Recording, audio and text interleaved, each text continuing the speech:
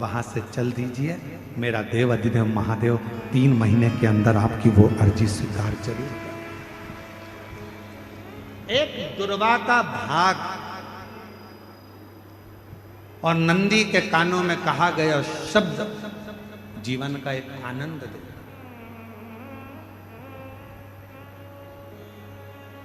एक दुर्वा का भाग, और यदि दुर्वा नहीं भी होती है, अगर दुर्वा नहीं है तो नंदी के जो गले में, शिव मंदिर में नंदी होता है, नंदी के गले में जो घंटी पड़ी होती है, घंटी देखिए नंदी के गले में, और अलग से तो कोई घंटी डालता नहीं है, पत्थर की ही घंटी बनी होती है, पाषाण की ही घंटी बनी होती है। उस घंटी जो डली हुई है, जो गला है नंदी का, उसका स्पर्श करते हुए नंदी के कान में अपनी बातों को कह देना चाहिए। स्पर्श।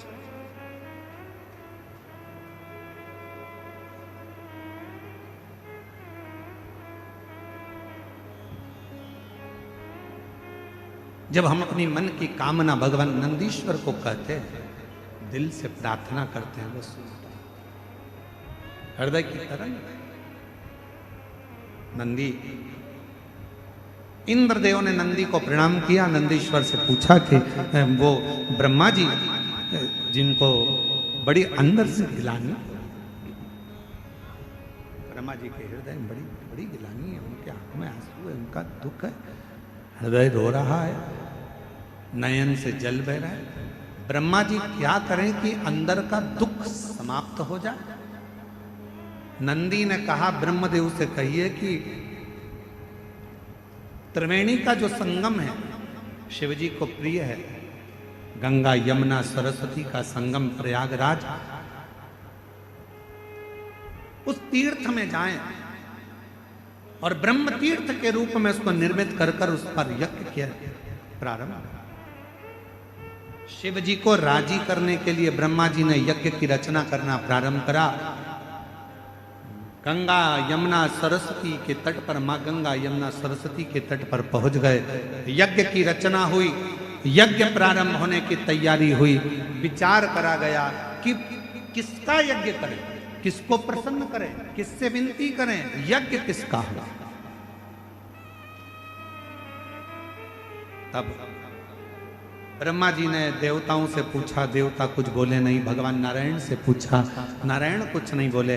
तो ब्रह्मा जी के मन में भाव आया, मैं अपने पुत्र देवऋषि नारद से पूछता हूँ यज्ञ किसका करा जाए। देवऋषि नारद ने अपने मन में भाव रखा तो अपने भांजे पर्वत मुनि से पूछा। पर्वत मुनि ने जाकर सीधे तुमरुका जी से पूछा कि ब्रह्मा जी यज्ञ करना चाहते हैं, कौन सा यज्ञ करें। पर्वत मुनि के बात सुनकर तुमरुका जी ने अपने मुख से कह दिया कि ब्रह्मा जी से कहो कि रुद्र को प्रसन्न करने के लिए, शिव को प्रसन्न करने के लिए कोई युद्ध, रुद्र यज्ञ का एक आनंदमय रूप धारण किया।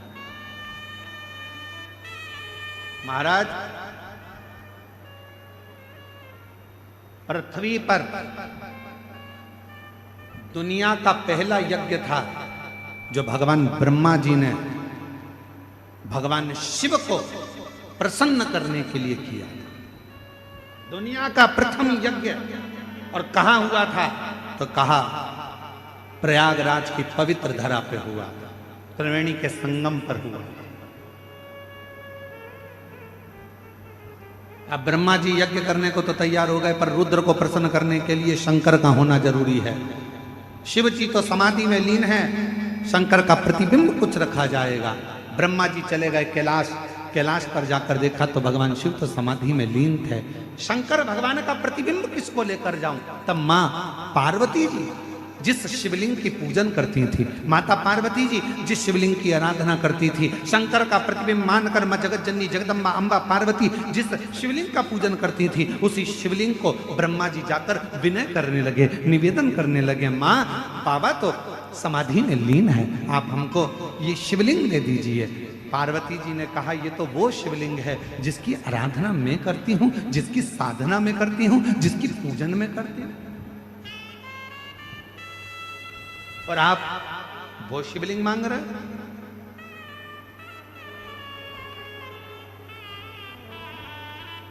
जगदम्बा अंबा करेंगे, मैं इस शिवलिंग को नहीं दे सकता,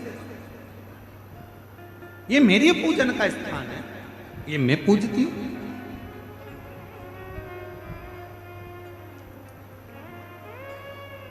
ए मेरी जीजियों, मेरे जीजाओं, मेरी बेटियों, बेटाओं, मेरे माताओं, मेरे भाई, मेरे बुजुर्ग माता पिता तुल्य विराजमान हो, आप सबसे निवेदन करूंगा, सास की प्रॉपर्टी का हिस्सा हो, ससुर की प्रॉपर्टी का हिस्सा हो, सास के कपड़ों का हिस्सा हो, सास ससुर के जेवर का हिस्सा हो, सबके हिस्से हो। और यदि आखिरी में मंदिर में भगवान रह जाए और कहे इसको कौन लेगा, तो कह देना जो मंदिर में मेरा शिव बैठा है, जो मंदिर में मेरा लाडला बैठा है, उसको मुझे दे दीजिए। मेरे ठाकुर को, मेरे राम को, मेरे कृष्ण को, मेरे शंकर को मुझे दे दीजिए, बस मुझे। लोग कहते हैं कि मंदिर में, लोग कहते हैं हमारे यहाँ महाराज जी ऐसा मंदिर है, हमारे गांव में ऐसा मंदिर है, 100 साल पुराना है, हमारे गांव में मंदिर है 50 साल पुराना है, हमारे गांव में मंदिर है 30 साल पुराना है। बोलो बोलो, बोलते कि नहीं बोलते? अरे जम के तो बोलो। लोग कहते हैं हमारे यहाँ मंदिर 50 साल पुराना, हमारे यहाँ मंदिर 80 साल पुराना, हमारे यहाँ मंदिर 500 साल पुराना। मेरा निवेदन है, तुम उस मंदिर को देखने के लिए जाते हो, दर्शन के लिए जाते हो कि ये 50 साल पुराना है, 60 साल पुराना है, 100 साल पुराना है। उसी तरह जैसे पुराना मंदिर प्रसिद्धि का केंद्र होता है, कुछ वर देने वाला होता है, उसी तरह हमारे घर में हमारे सास के हाथ के, ससुर के हाथ के, उनकी सास के हाथ के, उनके ससुर के हाथ के, घर में जो लड्डू गोपाल होते हैं, जो शंकर जी होते हैं, जो गणेश जी की मूर्ति होती है, जो हमारे घर में भगवान होते हैं, वो भी 100, 150, 200 साल पुराने होते हैं। यदि वो हमको प्राप्त हो जाए और हम उनकी पूजन करना प्रारंभ कर दें, तो वो भी हमें वर देना प्रारंभ कर देंगे, वर देना। पर आजकल एक नया फैशन हो गया। एक गुरुजी, हमारे घर में तो छोटे से भगवान हैं, इसलिए हम बड़े लाएंगे।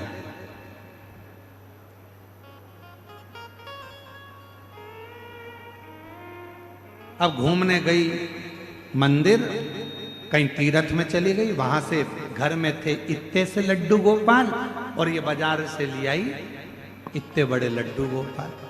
घर में थे इतने बड़े शंकर जी, बाजार जाकर ले आई इतने बड़े शंकर जी। घर में थी इतनी बड़ी कुल देवी, बाजार जाकर ले आई इतनी बड़ी कुल देवी। ईमानदारी से बोलो, जम के जरा सावधानी से ध्यान रखकर बोलना। जरूरी नहीं कि बड़ी गोली ही असर करेगी, कभी कभी छोटी सी गोली भी पेट दुखने की पेट बंद कर देती है, और कभी कभी छोटी सी गोली जुलाब की हिला हिला देती है। महाराज, भगवान ना कभी छोटा होता है, भगवान ना कभी बड़ा होता है, भगवान तो भक्त के भाव से बड़ा और छोटा होता है। भाव शिव भक्तों के। और कितना सुंदर कड़प डाकू मुंह में पानी भरकर शंकर जी पर फेंक रहा है और शिव जी मुस्कुरा रहे हैं। कड़प डाकू पशु मार मांस लाकर भोग रख दिया, शिव मुस्कुरा रहे हैं। कड़प डाकू पांव से भगवान के पास रखे हुए पुष्प को हटा रहा है, शिव जी प्रसन्न हो रहे हैं। भगत डमरू वाले के, भगवान शिव के भक्त, भगवान शंकर के भक्त कड़प अलमस्त है। के पेड़ पर हिरण को ढूंढ रहा है, साधने के लिए, मारने के लिए तैयार खड़ा है, और छाजल में से पानी नीचे गिर रहा है शंकर के ऊपर। पांव से छाजल हिल रही है और पानी नीचे गिर रहा है। लोग कहते हैं शिव पर पांव का पानी, लोग कहते हैं ऐसा पानी, लोग कहते वैसा पानी। मेरा शंकर मुस्कुरा रहा है। लो, सुन लो ए छत्तीसगढ़ वालों, और सुन लो सारे संसार वालों, भगवान को रिझाने के लिए आडंबर नहीं, दिखावा नहीं, भगवान को रिझाने के लिए तो केवल तुम्हारा शुद्ध भाव, निर्मल मन, सो मोहि पावा, और मोहि छल छिद्र कपट ना भावा। भगवान को केवल तुम्हारा शुद्ध भाव। भगत डमरू वाले के नित काशी में डोले, शिव को नंदी बोले। बड़ा कोई सुख नहीं है संसार में। ईमानदारी से बोलना, सुदामा जी क्या भगवान कृष्ण से कभी अपने पांव धुलवा सकते थे? ईमानदारी से बोलो, नहीं। क्या भगवान सुदामा जी के चरण धो सकते थे? नहीं। पर सुदामा जी और कृष्ण भगवान का इतना प्यार था, इतना प्रेम था कि प्रेम में भगवान भी अपने भक्त के चरण धो देता है। ये निर्मल चरित्र सुदामा और कृष्ण।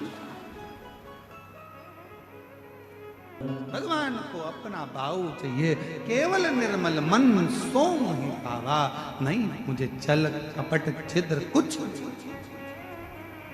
आज मेरे तुलसीदास बाबा जिन्होंने जनमानस को अपनी भाषा में, अवधी भाषा में, अपनी भाषा में, अवधी भाषा में रामचरितमानस संपूर्ण विश्व को दिया, ऐसे मेरे तुलसीदास बाबा के चरणों में, गोस्वामी तुलसीदास जी के चरणों को नमन करते हुए उनके जन्म महोत्सव की संपूर्ण विश्ववासियों को बहुत बहुत साधुवाद, बधाइयां दे, बधाई।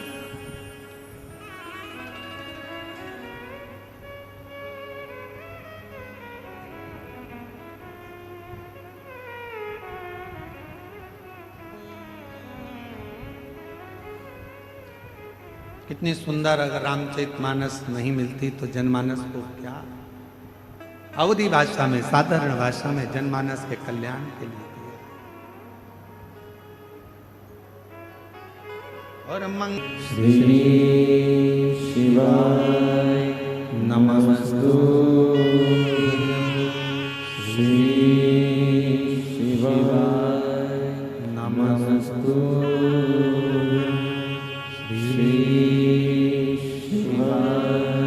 नमस्तु। भोला सब दुख काटो हमारा, ओ भोला सब दुख काटो हमारा। शिव शंकर जपो तेरी माला, भोले बाबा जपो तेरी माला, भोला सब दुख काटो हमारा, ओ भोला सब दुख काटो हमारा। वेश है मंगल मंगलकारी, वेश है मंगल मंगलकारी, शमशाने वासी हमारा, शमशाने वासी हमारा, ओ भोला सब दुख काटो हमारा, ओ भोला सब दुख काटो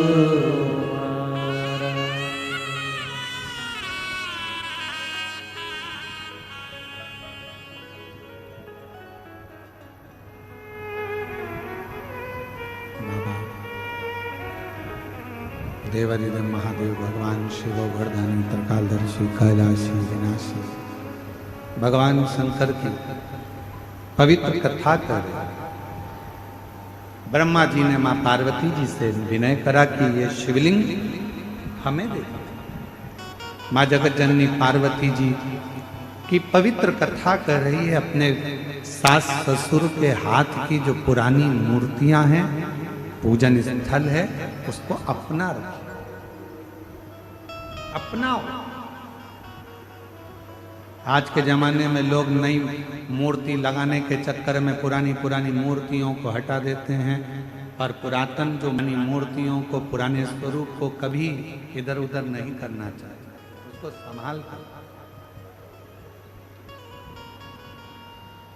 उसको संभालो। वो जीवन का एक आनंद देने वाला है। यहां तक शिव महापुराण की कथा कहती है, कोई 10-12 बार, 15 बार, 20 बार भी अगर कोई शिव महापुराण की कथा को श्रवण कर लेता है तो वो भी सिद्ध हो जाता है, सुन लेता है तो वो भी सिद्ध हो जाता है। शिव मंदिर जाने वाला, भगवान को एक लोटा जल चढ़ाने वाला अपने आप सिद्धता प्राप्त कर लेता। भटकना नहीं। ये कथा तो 5 तारीख तक, 5 अगस्त तक चलेगी। 6 अगस्त को सीहोर में बाबा की कावड़ रहेगी। फिर 13 अगस्त से 17 अगस्त तक हैदराबाद में पूरन